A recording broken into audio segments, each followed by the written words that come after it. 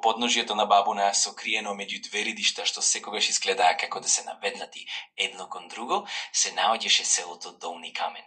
Не беше запишано на сите карти, а старите велеа дека и не сака да биде најдено. Куќите беа камени со дрвени чардаци што скрцкаа и кога немаше ветер, а ноќите таму беа подолги од другите ноќи.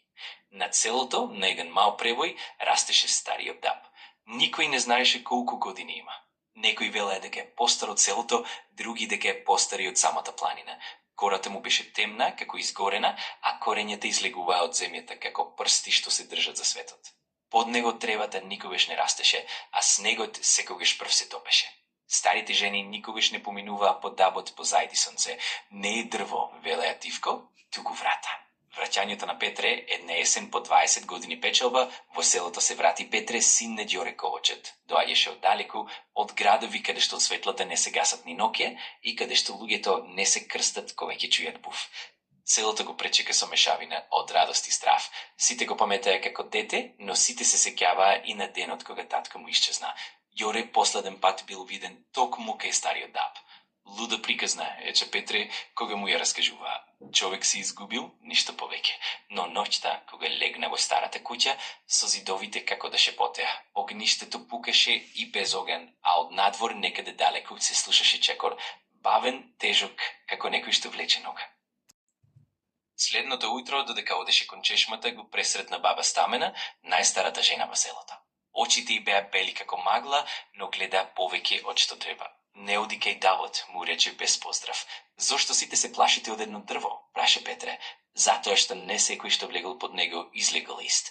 Таа му кажа дека дабот е место каде што границата е тенка, дека таму сенките не се секогаш од луѓето што ги фрлаат, дека понекогаш, кога некој има недовршена мака, дрвото го повикува.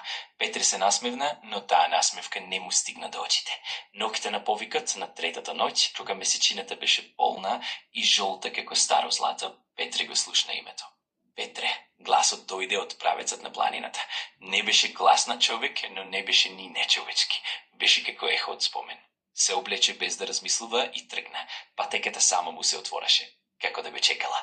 Кога стигна до стариот даб, воздухот беше тежок, а тишината густа. Под дрвото стоеше сенка, кобизу као човек, но со човечки облик. Тато, прошепоти Петре, сенката се помрдна. Не сум веќе тоа што ме паметиш, одговори гласот. Но сум врзан. Тајната на дабот. Сенката му кажа дека дабот е чувар, дека под него се закопани ветувања што не биле исполнети, клетви што никој не ги отповикал, солзи што паднале без да бидат избришани.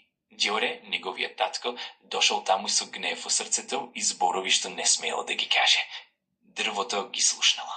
Секој збор има тежина, рече сенката. Некои тежат повеќе од телото.